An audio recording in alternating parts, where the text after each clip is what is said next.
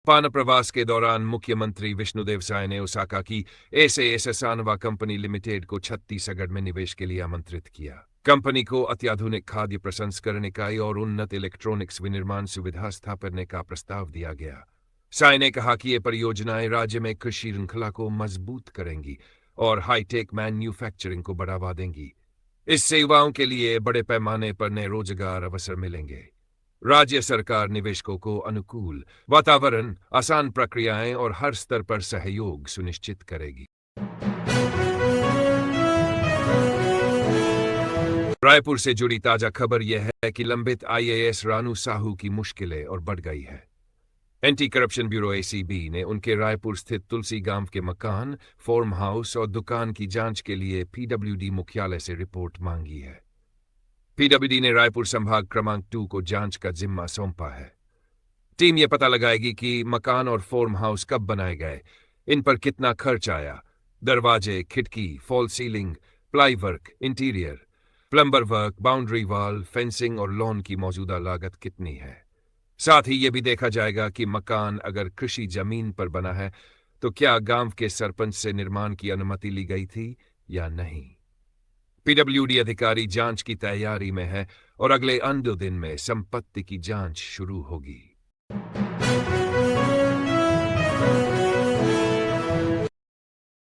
बीजापुर से सामने आई यह घटना बेहद चौंकाने वाली और दर्दनाक है। घटना का विवरण: जिला मुख्यालय बीजापुर से लगे ग्राम तुरनाम के जंगल में एक युवक और युवती का शव पेड़ से लटका मिला। शवों से तेज दुर्गंध आ रही थी। ग्रामीणों के मुताबिक शव लगभग 1 सप्ताह से पेड़ पर लटके हुए थे। सूचना पर पुलिस मौके पर पहुंची और पंचनामा करने के बाद दोनों शवों को पोस्टमार्टम के लिए भेजा। पुलिस कार्रवाई: बीजापुर कोतवाली थाना प्रभारी दुर्गेश शर्मा ने बताया कि मामला प्रेम प्रसंग से जुड़ा हुआ प्रतीत हो रहा है। पुलिस के हाथ युवक युवती के मोबाइल से एक वीडियो भी लगा है, जिसकी जांच की जा रही है। युवती नाबालिग थी और जंगला इलाके की रहने वाली थी। युवक की पहचान शंकर मंडावी, निवासी कोंडागांव जिले के तुरनार गांव के रूप में हुई है। पोस्टमार्टम के बाद शव परिजनों को सौंप दिए गए। वर्तमान स्थिति: पुलिस इस पूरे मामले की जांच में जुटी है कि यह घटना आत्महत्या है या इसके पीछे कोई अन्य कारण छिपा है। नशा कारोबार कार्रवाई अपडेट: रायपुर राजधानी में नशे के कारोबार पर लगाम लगाने के लिए पुलिस लगातार अभियान चला रही है। इसी कड़ी में कबीर नगर पुलिस को बड़ी सफलता मिली है। पुलिस ने सोंडोंगरी तालाब के पास दबिश देकर 3 आरोपियों को रंगे हाथों गिरफ्तार किया है।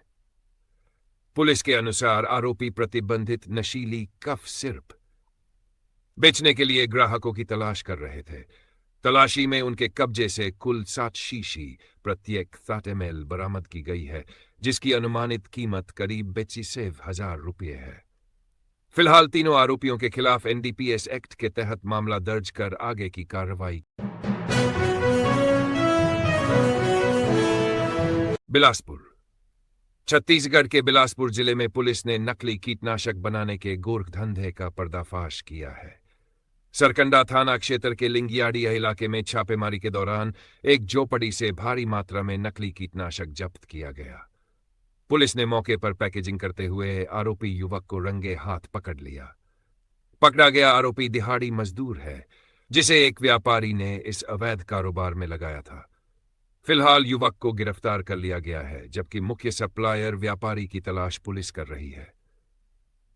इस कार्रवाई के बाद पुलिस ने कहा कि नकली कीटनाशक से किसानों की फसलों को नुकसान होने की संभावना रहती है, इसलिए ऐसे गिरोहों के खिलाफ सख्त कार्रवाई की जाएगी।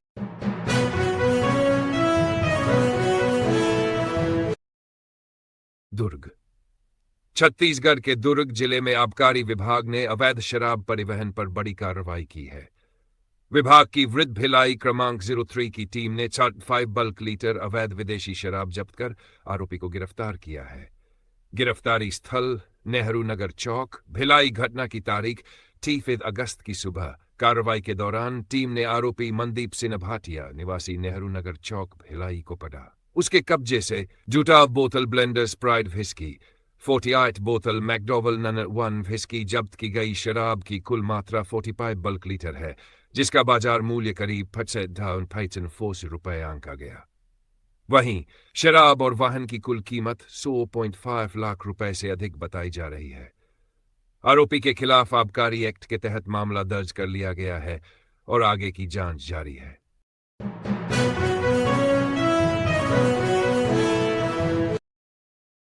राजधानी में उठाईगिरी की घटनाएं लगातार बढ़ रही हैं।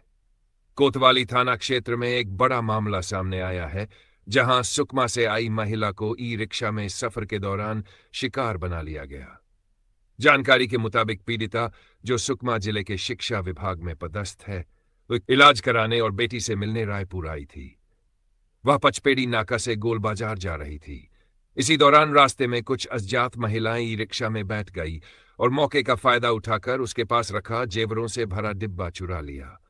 डिब्बे में सोने की चेन, लॉकेट और 2 टॉप्स सहित गहने रखे थे, जिनकी कीमत करीब 5 लाख रुपए बताई जा रही है।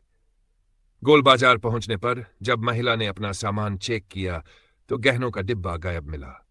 पुलिस ने मामला दर्ज कर आरोपियों की तलाश शुरू कर दी है। यह घटना बताती है कि रायपुर में ई रिक्शा और पब्लिक ट्रांसपोर्ट में चोरी उठाईगिरी के गिरोह सक्रिय है, जिन पर काबू पाने की जरूरत। दुर्ग जिले में मामूली विवाद ने लिया हिंसक रूप, कई महिलाएं घायल। दुर्ग जिले के धमधा थाना क्षेत्र के घोटवानी गांव में रविवार को उस समय हड़कंप मच गया जब एक मामूली विवाद ने हिंसक रूप ले लिया। विवाद इतना बड़ा कि गांव में पुलिस बल तैनात करना पड़ा। घटना में कई महिलाओं को धारदार हथियार से गंभीर चोटें आई हैं, जिन्हें अस्पताल में भर्ती कराया गया है। पुलिस ने अब तक 4 आरोपियों को गिरफ्तार किया है, जबकि मुख्य आरोपी पप्पू वर्मा सहित कई हमलावर अभी भी फरार है। विवाद की शुरुआत जानकारी के अनुसार 3 अगस्त को गांव की 2 पड़ोसी महिलाएं हेमलता वर्मा और धानबाई के बीच बंदर भगाने को लेकर कहासुनी हो गई। देखते ही देखते मामला गाली गलौज में बदल गया।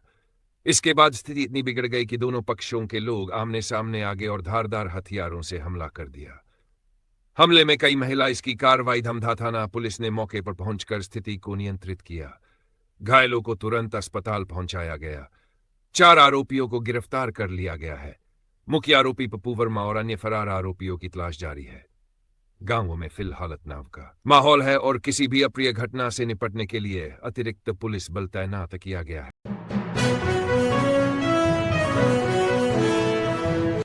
रायपुर बस्तर संभाग में भारी बारिश से बाढ़ जैसे हालात बन गए हैं। लगातार हो रही तेज बारिश से नदी नालों का जलस्तर अचानक बढ़ गया है, जिससे कई निचले इलाकों में पानी भरने की स्थिति बन गई है।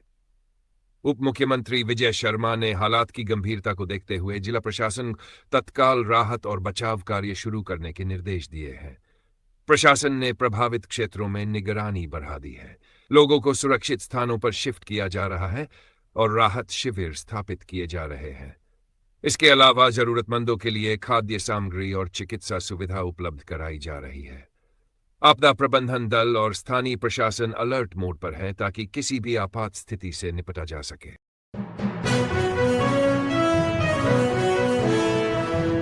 रायपुर जमशेदपुर झारखंड के जमशेदपुर में आयोजित सीनियर नेशनल पावर लिफ्टिंग प्रतियोगिता में छत्तीसगढ़ के खिलाड़ियों ने शानदार प्रदर्शन कर प्रदेश का मान बढ़ाया है। प्रतियोगिता में छत्तीसगढ़ की टीम ने कुल 6 मेडल अपने नाम किए, जिनमें 6 गोल्ड, 8 सिल्वर और 2 ब्रॉन्ज मेडल शामिल हैं। खिलाड़ियों ने विभिन्न भार वर्गों में दमदार प्रदर्शन करते हुए सबका ध्यान आकर्षित किया।